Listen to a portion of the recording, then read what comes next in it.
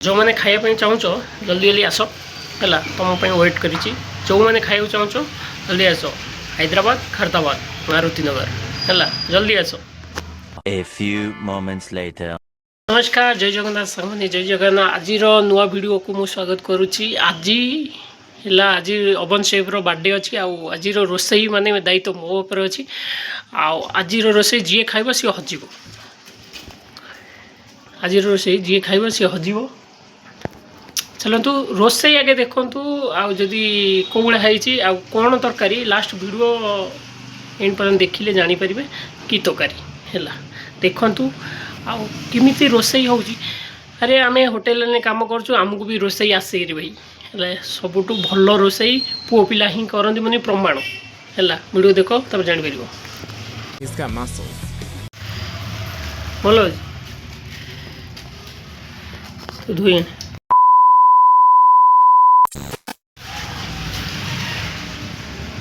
लुण अल्प हल्दी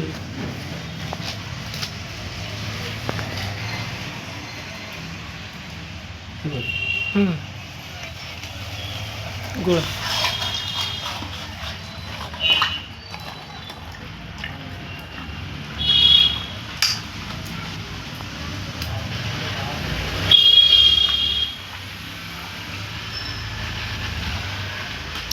डाउटी पर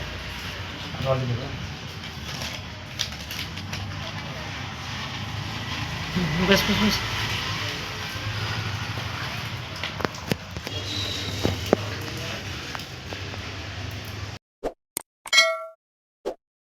आज आम बनवा जाऊँ फिश करी माछ तरकारी गाँव में खाई तो हैदराबाद गाँव में जोटा मिलूँ 200-250 टका ये 1.5 किलो को 150 टका है माछ तरकारी रोसई करसा रोसई अभी स्टार्ट है नहीं एवं देख तो माछ धोईकी आणीनु है रोसई हम देखिए पूरा फुल वीडियो देखिए केमिति लागिला आउ खाई तो पारिबो ना खाली देखियो केमिति लागिला कमेंट करियो तळे। That's what she said.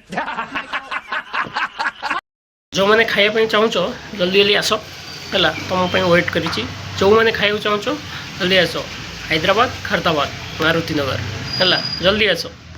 हजिबे आज हजिबे ये खाइब से हजिब आज हजिब माछ भजा चलती जल्दी जल्दी आस जी खाइब जल्दी जल्दी आस है माछ भजा चली अलरेडी 3 पीस भाजी सारे अभी भजा चली देख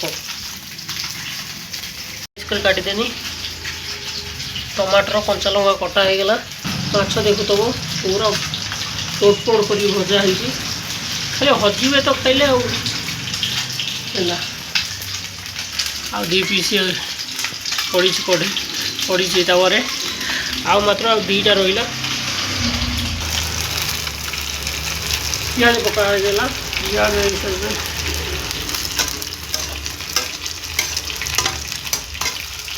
अरे आज बा कही जी खाइब आज से हजिब ये स्त्री लोक मैंने खाली भाव आमको रोसे आसे आमको रोसे आसे अरे आमको आम रोसे जी खाइब ना से हजिब पुओ पिला हाथ रंधा जी खाइब ना से हजिब।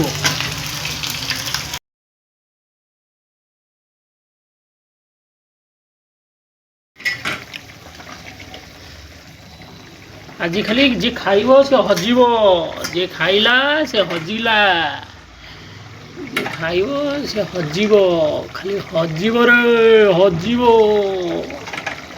खाइब तो हजिब।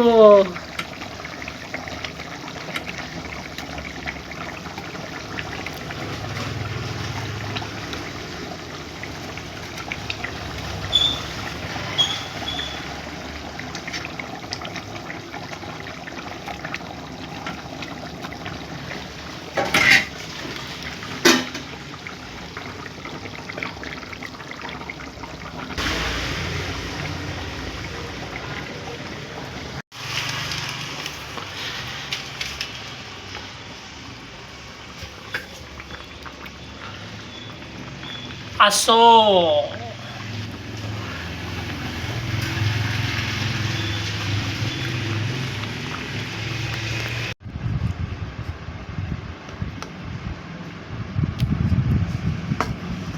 ଦେହରେ ରଖ। ଫାଇନାଲି ତରକାରୀ ସରିଲା। ଯିଏ ଖାଇବ ସିଏ ହଜିଲା ହେଲା। ବର୍ଷା ପାଗରେ ରୋଷେଇ କରିକି ଝାଳ ନାଳରେ ଆଣ୍ଠି ହେଲା, କିନ୍ତୁ ତରକାରୀ ଯିଏ ଖାଇବ ସିଏ ହଜିବ ହେଲା। ସିଏ ଭାବୁଛନ୍ତି ଆରେ ଆମେ ହୋଟେଲ ଲାଇନରେ କାମ କରୁଛୁ ରେ, ତୁମ ଘରେ ରୋଷେଇ କରୁଛ, ଆମେ ହୋଟେଲ ଲାଇନରେ କାମ କରୁଛୁ, ତୁମଠୁ ସ୍ୱାଦିଷ୍ଟ ଖାଦ୍ୟ ଆମେ ବନେଇ ଶିଖିଛୁ। ଯଦି ବିଶ୍ୱାସ ହେଉନି, ଯିଏ ଖାଇବ ସିଏ କହିବ। ଆସ, ଯିଏ ଖାଇବା କଥା ଜଲ୍ଦି ଜଲ୍ଦି ଆସ, ତରକାରୀ ଏବେ ସରିଗଲାଣି। ଯିଏ ଖାଇବା କଥା ଜଲ୍ଦି ଜଲ୍ଦି ଆସ। ଆଉ କେମିତି ଲାଗିଲା କମେଣ୍ଟ କରି କହିବ।